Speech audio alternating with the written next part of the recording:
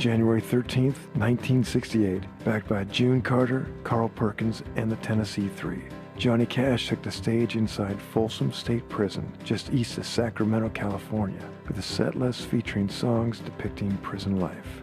He did in his career what a lot of artists don't take the chance to do, and that is to use the currency of their own celebrity to advocate for and tell the stories of those who are out of the consciousness of the public. The Folsom Prison story, to me, is, as an artist, that is the definition of taking a risk. He took everything he had, he threw it out on the line in front of a bunch of prisoners. 4 months later, Columbia released the first single from the show, a redo of his 1955 classic Folsom Prison Blues. Initially, they didn't put a lot of money into promotion, choosing instead to focus on their pop acts. It didn't matter.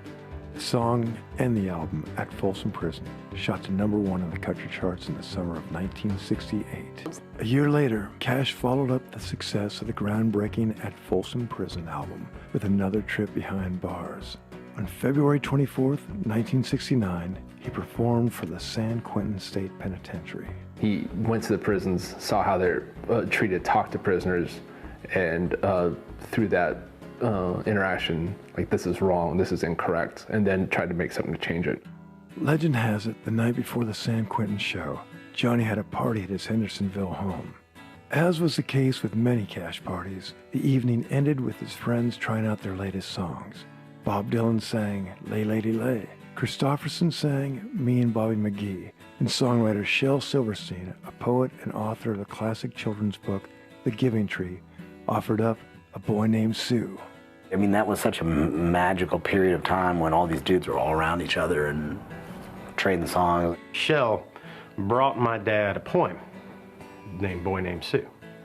And Dad read it, and he laughed, and he liked it. He put it in his pocket.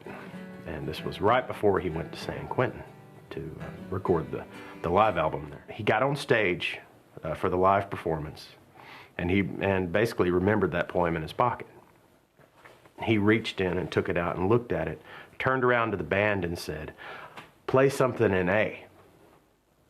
And the band just began to play, and just a little, 12-bar walking blues rhythm.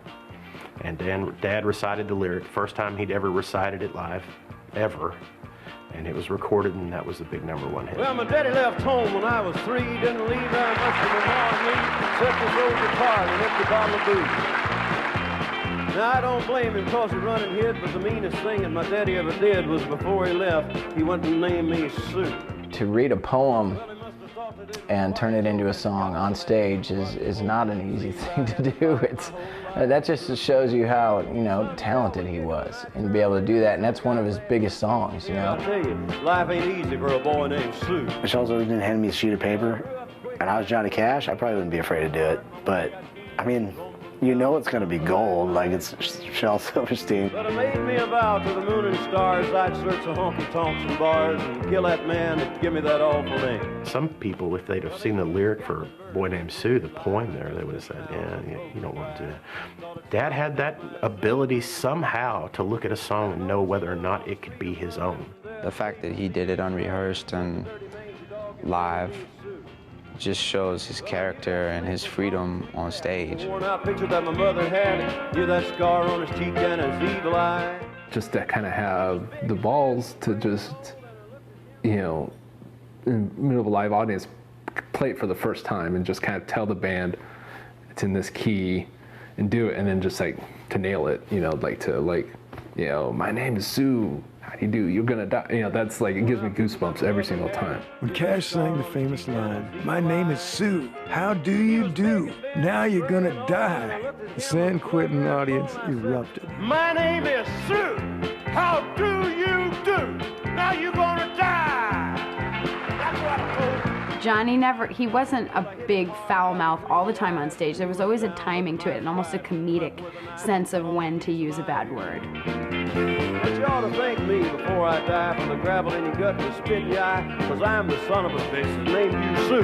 To have the say son of a bitch on the radio was pretty ballsy, but they didn't want him to do that prison show anyway. They were like, you know, they wanted him to do another record and all this, and he's like, I'm doing a live record at a prison, and they're like, what? You know. He's a poet when he's singing someone else's song.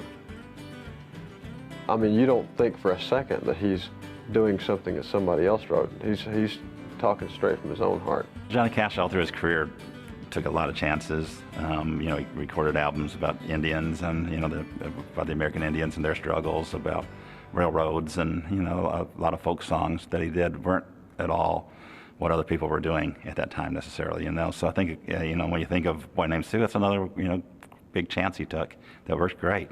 You know, he sort of rolled the dice, you know, by following his heart.